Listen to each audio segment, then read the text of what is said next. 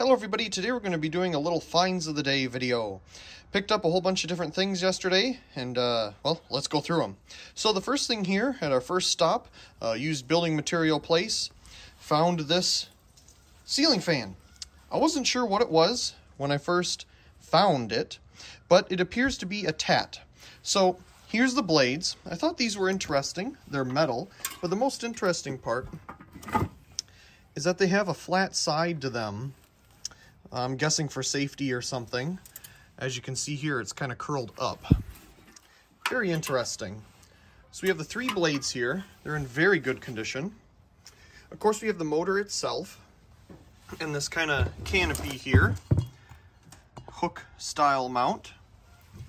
Ooh, things are falling down, but that's okay. So here's the sticker, AC ceiling fan. It doesn't say on it who made it, so I wasn't entirely sure at first. Little sticker there. And there was definitely something on this side, but that's long gone. And it's a three-bladed, obviously, three blades. Little tiny motor. I believe it's 48 inch. I think it said that on the sticker there.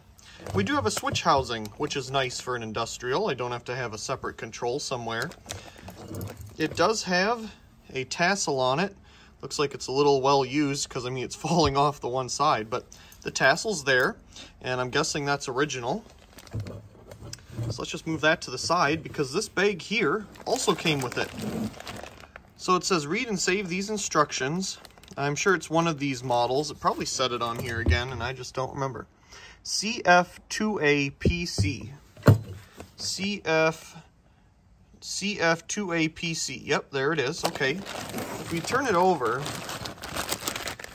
we'll find we have a chain, a wire, our mounting hook for an electrical box, and we have some other things in here. There is a paper. Let's see if you can see it without having to dig it out. There you go. You can kind of see it. TAT. So that had to have been the manufacturer for this fan. I'm not sure whatever happened to the box, but it most certainly had to have been installed at some point. I mean, this definitely looks a little used, but it's also in really good shape. So I don't know if it was like a display thing at a store somewhere and it just never got used much or what. But this is pretty cool. Let's see here. 20 bucks, not too bad. Love these spinners. So this is a really cool first find of the day. Nice three-bladed metal spinner here. Little tiny motor for this thing. We'll have to see how it performs here in, well, a while. It'll be a minute. I'm back in Wisconsin currently before my parents drive out and can bring these treasures out for closer examination. But for right now, this is kind of cool. It came with all of this.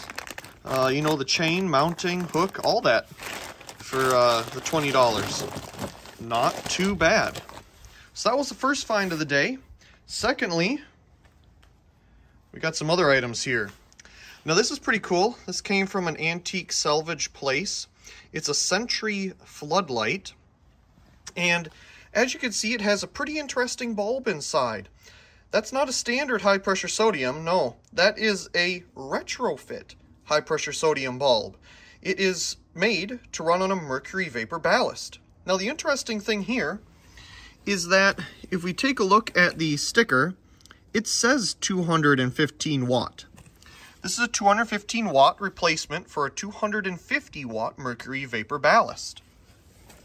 But this fixture came from the factory with a Retrofit high pressure sodium bulb. And you can see it there, 215 watt HPS / I think it says penning. So Retrofit bulb, Century Electric Corporation. I tried to look up some information about these people, but all I could find, like on the lighting sites, for example, were some starters and electrical equipment. I couldn't find a light. So I wonder what the history is here. Now, I tried to open this up yesterday, but these two screws down here are pretty seized. So I soaked them in penetrating oil last night. I'll see if I can get it open today. But I'm pretty sure it has a 250 watt mercury vapor ballast inside with this style of bulb.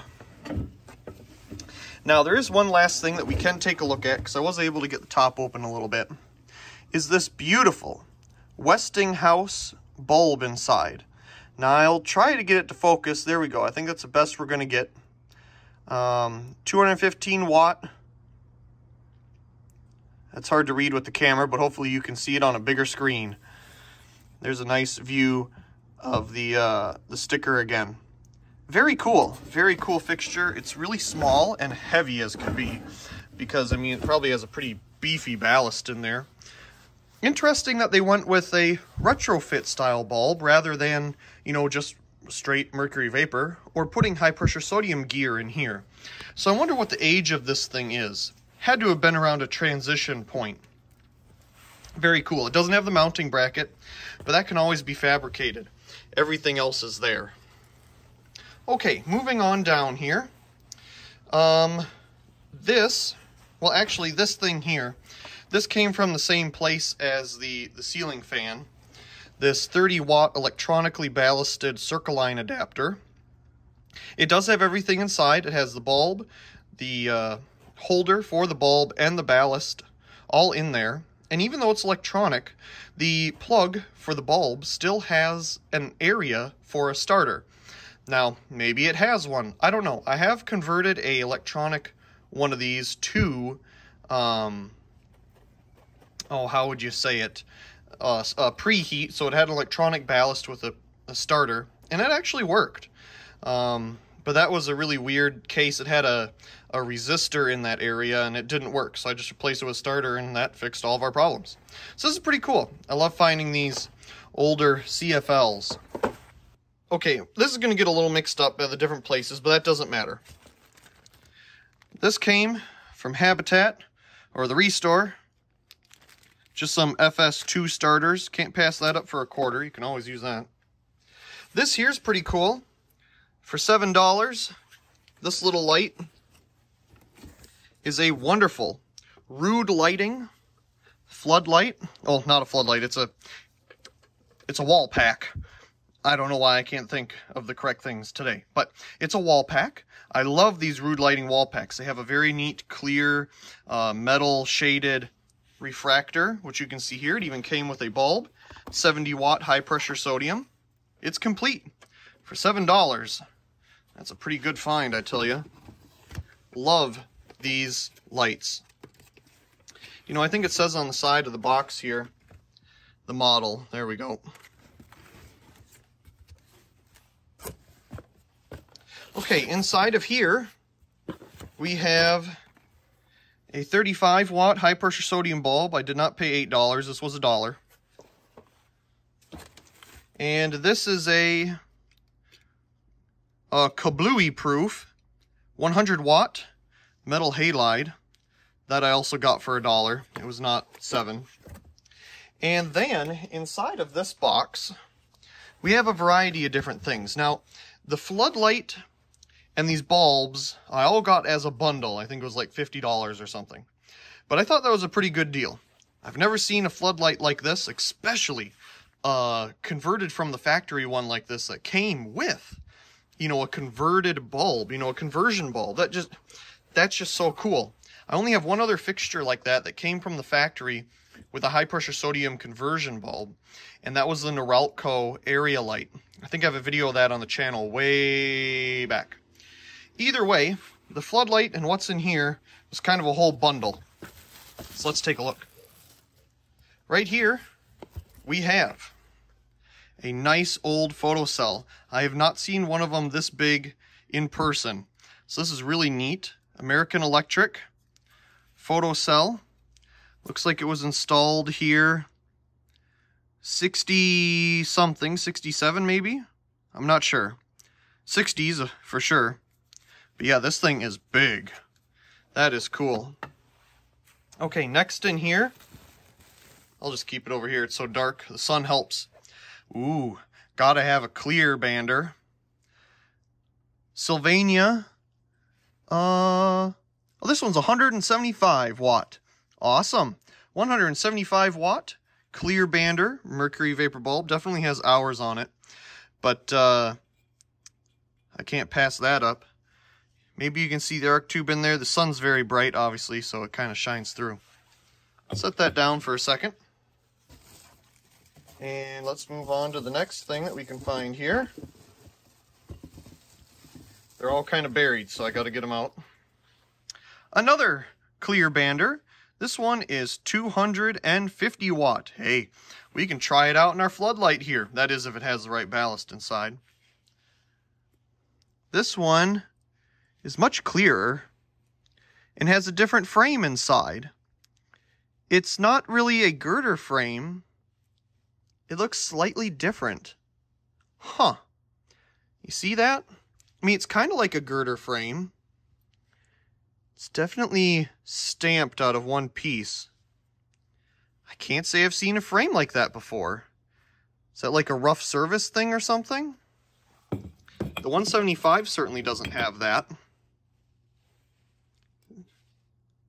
Interesting. Very cool. Okay, yeah, they didn't stamp the dates on the bottom like some of them they did. It's just the excuse me, the letters and numbers. Okay, these last two things are pretty cool. What in the world is that? Well, it's a high pressure sodium bulb with a starter in the bottom. Isn't that neat? Now these are let me get to focus hopefully. Sunlux Super Ace NH220LC Japan. Very cool. These are also retrofit bulbs for, I believe, CWA 250 watt mercury vapor ballasts. Now, I saw a similar version of this bulb online that ended in a different letter combination, and it said that it would work on metal halide and high pressure sodium. So I wonder if this is just mercury vapor. Oh, I'm sorry, not metal halide and high pressure sodium.